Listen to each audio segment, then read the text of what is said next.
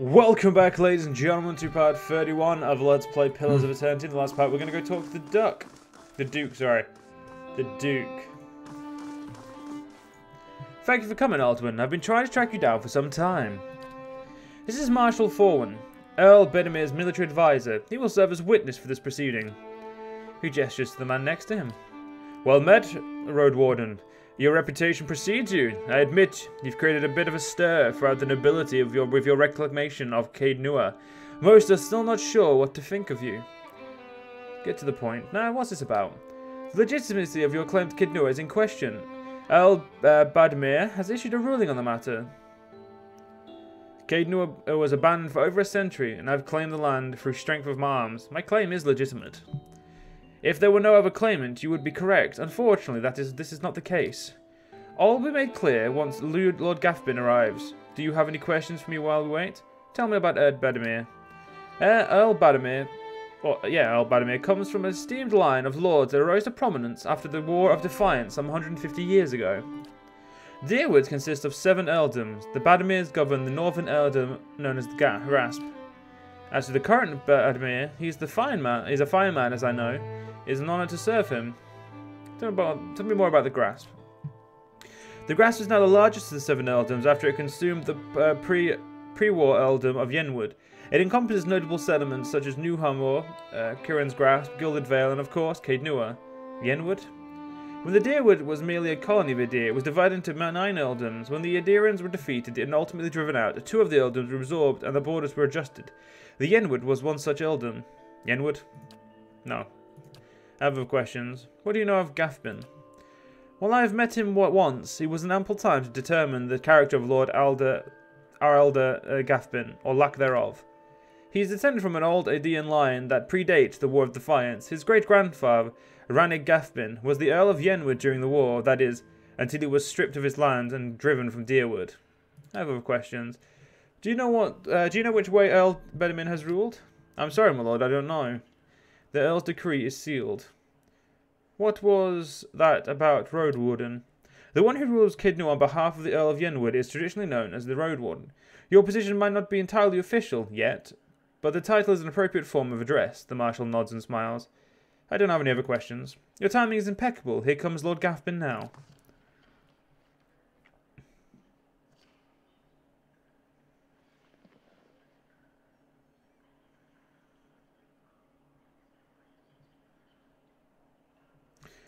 An apparently dressed man strides in towards the Chancellor, his sandy hair trailing him like a banner caught in the light breeze, boot heels echoing throughout the halls. An elfin woman with cropped hair dressed in dark, glinting mail shadows his steps before taking position alongside him. She watches you, unabashedly, taking your measure. Let's move past this formality as quickly as possible. I have other matters to attend to. It is well known that Caed Nua belongs to me by right. And where is this pretender, he who murdered the Redricks, my own sister and her husband, and now steals my land? Where is this low-born wretch? Warren clears his throat and glances at you. This man here, this is the Lord of Caed Nua. I thought he was just another servant, perhaps a valet or porter. Everyone who owns their own keep, raise a hand. Go on, don't be shy. Imbecile! I hope you've enjoyed your time squatting on my land. Provoke me further and I'll hang you from the highest wall of Caed Nua when our business is finished. Chancellor, read the Earl's decree. Warren breaks the seal on the scroll and unfurls it. Regarding the matter of Gathbin's claim on Caed Nua, Earl Bedimir finds that the Gathbin claim was never relinquished. By law, Caed Nua is the rightful property of the Gathbin family. I knew it! Gathbin smirks at you triumphantly. I'm not finished reading, my lord. Gathbin rolls his eyes and motions for the Chancellor to continue.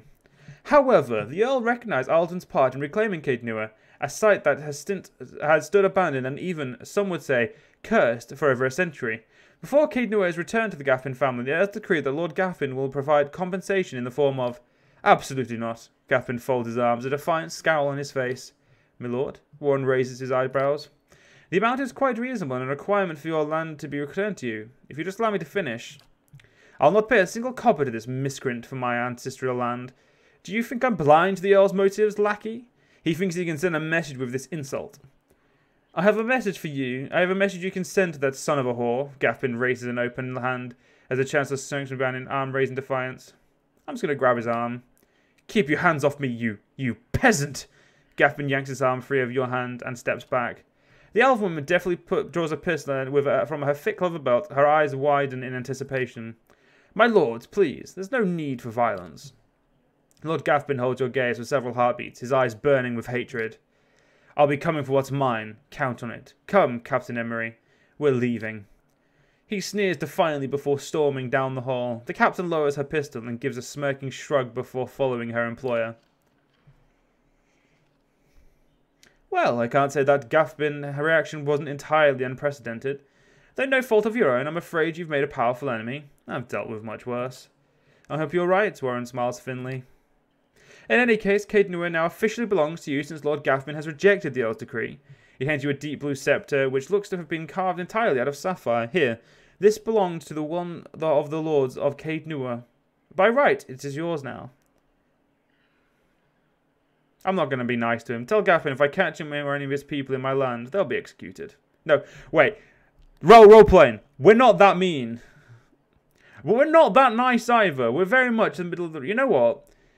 I don't know. You know what? I can't break character now. You know what? Tell Gaffin if I catch him any of his people in my land, they'll be executed. An extreme measure to be sure, but I will pass the message along. It was a pleasure to finally meet you, my lord. Warren bows. Perhaps we'll speak again under more pleasant circumstances. Farewell, Aldwyn. The Marshal nods at you and leaves.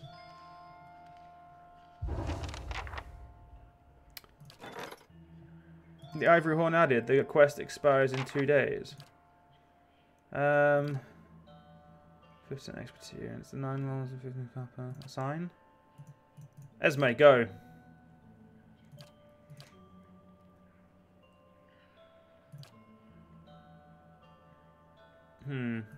How's my barracks coming along? 1 day and 2 hours. Not long. Hail, traveller. Oh, record keeper, no thanks. Oh, right. Welcome. The man continues his work about him. I'm looking for military records from the time of the Saints' War, trying to find out what happened to someone. The man clears his throat. We've had a number of inquiries about such information. I'm afraid we've had to bar access to the public. Seems there are still quite a number of folk in Deerwood who bear ill will towards the Reed-Currins. It would be irresponsible to surrender their names to just anyone. Many came to settle here as refugees. Perhaps if you were more established in Defiance Bay, things would be different. But I have no reason for you to suspect you may be any different to any of the others. We've come a long way. I just need to find out about my brother. I don't even know what side he fought for. You must understand. I've heard many such stories. I'm afraid there's nothing I can do for you. Well, we're not the type of person. We'll just wait for now. That's the type. We will build up our thing. Now we need to go talk. We need to go finish talking to this woman over here. Because honestly, I wasn't finished talking to her as far as I remember. Hello. Maybe guided by the temple. You still haven't having the visions. Oh, that's nice. You don't know. I know we got enough. And we can't go anywhere over here. But there's a door here, so I want to go see what's this way. We do have a powerful enemy, but I think I can build up my fort quick enough for it to not be a problem. You must gather your party before... Yeah, you don't tell me to gather my party game. I already did, because I'm too awesome for you to predict.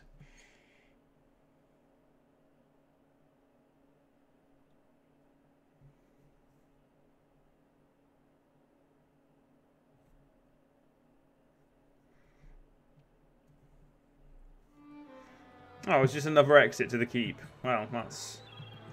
Well, I need to go to here, so... I'm just... Sure. Pirate cities floating in the archipelago. The mountain halls of these northern dwarves. Plenty. I haven't been further south than the Deerwood myself. Maybe I'll come after I've convinced the Ranga Nui and see all those things for myself. I hope you do.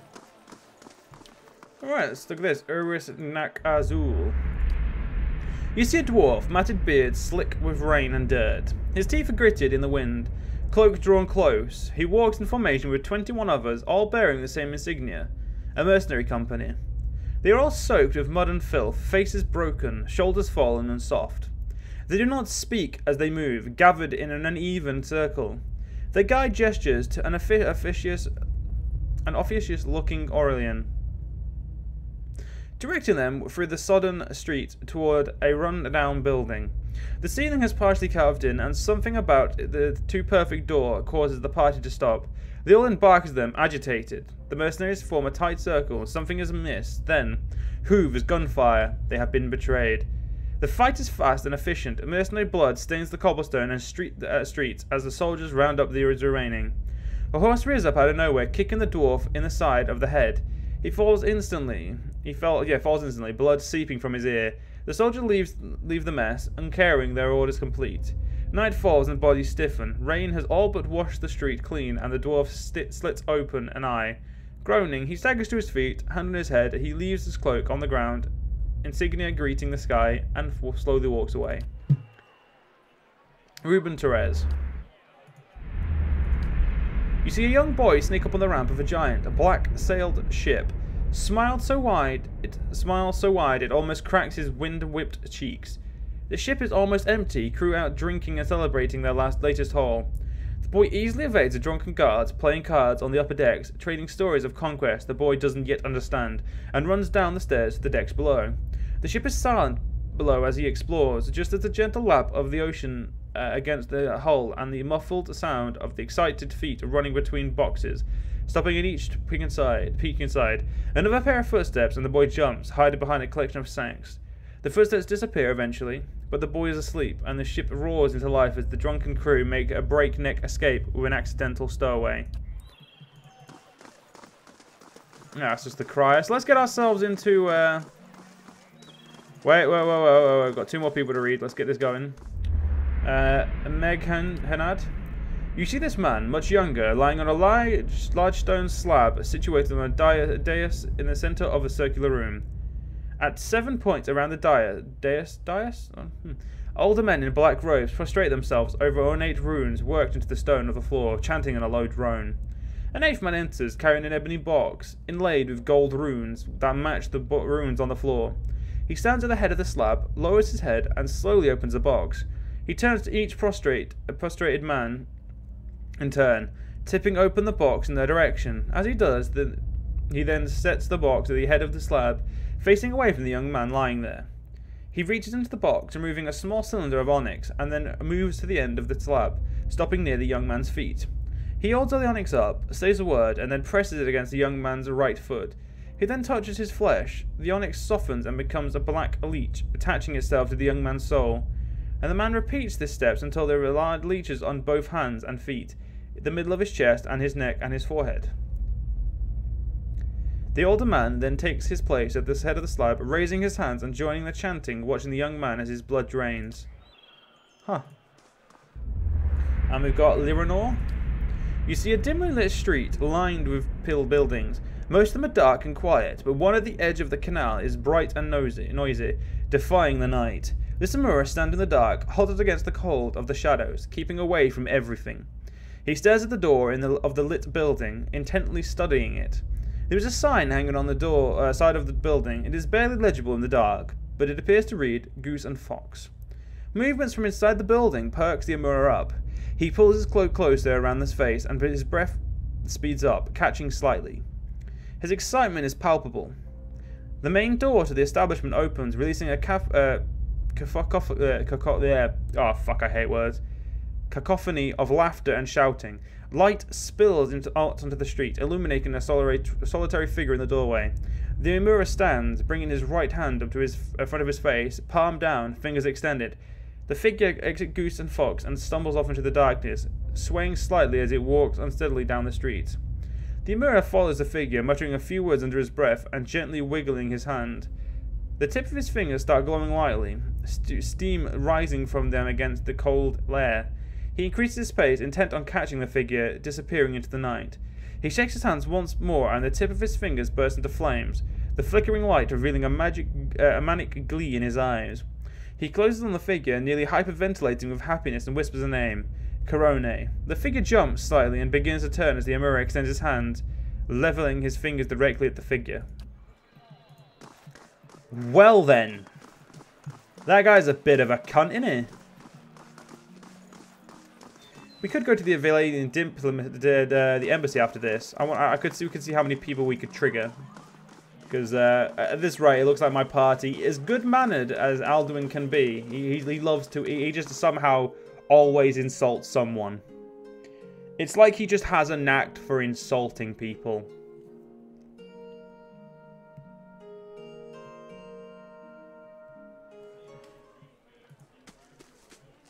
Hello. Aldmar gives you an appraising eye. Judging by the scars on his face, he's lucky to be able to do that much. Every day we get more from the hinterlands pouring into Defiance Bay. Keeps us busy on the watch, it does.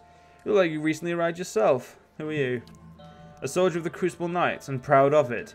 I help keep everything running at the keep so the Commander Cleaver can focus on more important matters. Looking for something, or just knocking the dirt off your boots? What goes on in the Crucible Keep? It's the headquarters of the Crucible Knights, so it's where we store arms and armour, as well as where many of our soldiers bunk. Commander Cleaver's in the back, making plans as usual. He scratches a scarred cheek. You'll find the forge at the west end of the building, along with our master smith, Dunstan. There's also a shrine to Golem, if you're the praying type. Don't worry about the Crucible Knights. We're the defenders of Defiance Bay. We're not exactly a formal knighthood, but don't tell Commander Cleaver I said that. He grins. We were the first organised militia to oppose the Adirian rule, and today, we're the largest force in the city. Our soldiers undergo years of combat training, and our officers are required to have their souls read by that critter out in Dinwood Row. What's this about Dinwood Row? This is a requirement of the Crucible Knights, so the higher-ups know there's nothing messy built in our souls past. Alton Wisen's stance. Keeping the ranks pure is fine by me, I just wish they were more careful in hiring their ciphers. What's wrong with their ciphers? He shifts his weight and glances at the empty halls. They're mostly Orlands. I'm sure they're talented enough, but you just can't trust them. Hostility is in their nature, and they've learned to hide it over the years. He frowns and crosses his arms. All I'm saying is they should at least be supervised by other folk. That's reasonable enough, isn't it?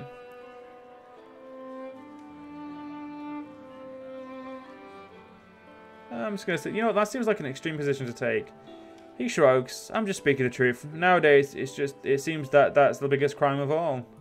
That's all, mate. But apparently we do have free reign about the building. Which, I feel like no military organization, like military, would do, really.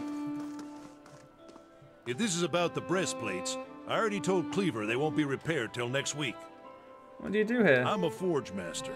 I'm a master smith for the Crucible Knights. But the way I see it, I'm also keeping up with our old traditions. The first members of our order were smiths. Nowadays, most everyone's a professional soldier. I suppose it's to be expected, but I think it's important we keep up with our roots, too. We were all smiths back in Hodred's day, though I'm about the only one here who still gets his hands dirty. We're a fearsome fighting force, though these days I think Cleaver takes more pride in our parade formations. He thinks himself a progressive man, but he's obsessed with soul lineages and the connections to the Deerwood's heroes of old. He picks up his hammer again. Other than the Dinwood Row, who really knows about any of that, though? Oh, thank you for telling me.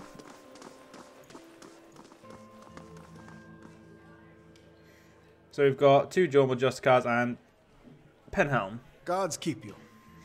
The young novitiate's armour is recently shined and his hair is clean and neatly combed. It's hard to believe he's ever seen battle, although the scarred, antique breastplate he wears could possibly be his. Are you looking for something? Does the name Orsic sound familiar? He sniffs. If you've got any self-respect, you won't associate with him, or with any of his new friends at the exhibition hall, for that matter.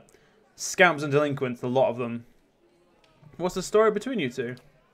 Orsic has always held some controversial opinions, but they were overlooked for the longest time because his family had such an extensive history in service in the Crucible Knights. He frowns and crosses his arms.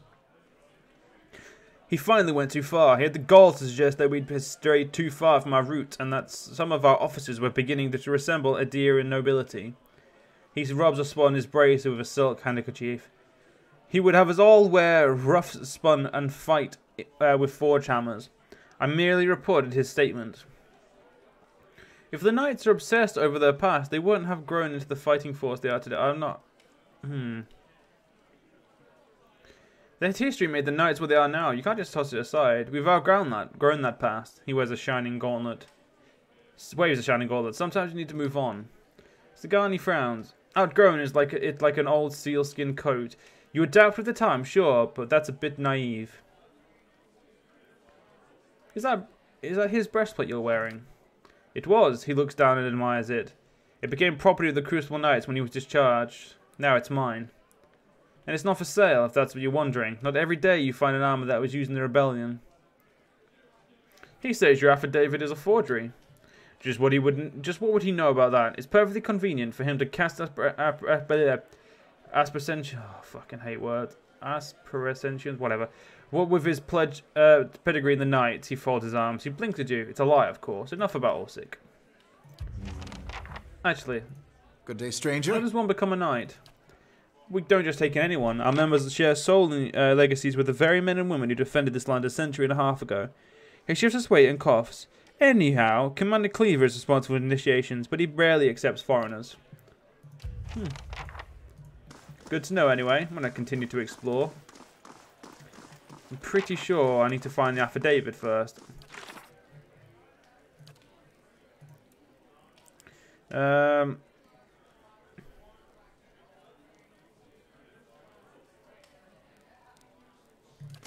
Well, if we just like quickly scan around, like, yeah, if it's going to be anywhere, it'll be in here. The one room I'm guessing is going to be a pain in the ass to steal it from. Ah, we just don't have the manpower.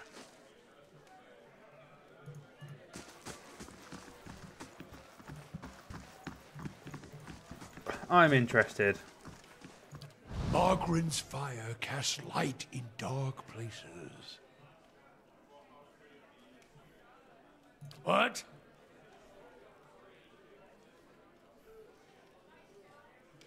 I can do that. A simple test. Huh? That couldn't be in there.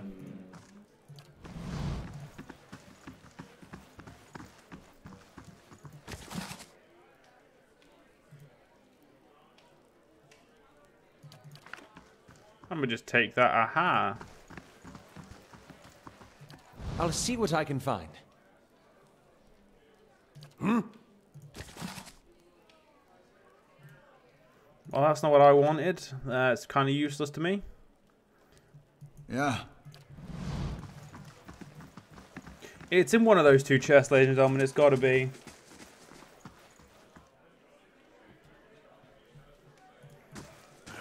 Refugees from every corner of the Deerwood. The dozens getting them all riled up about animancy. At this rate, we'll need twice the soldiers to patrol Defiance Bay. Yes? Can I help you with something? No. Because, ladies and gentlemen, we're actually going to end this part here for today. Because I want to explore all this in the next part. Because I think it's better to keep it all together. So I'll see you guys next part. See you guys then.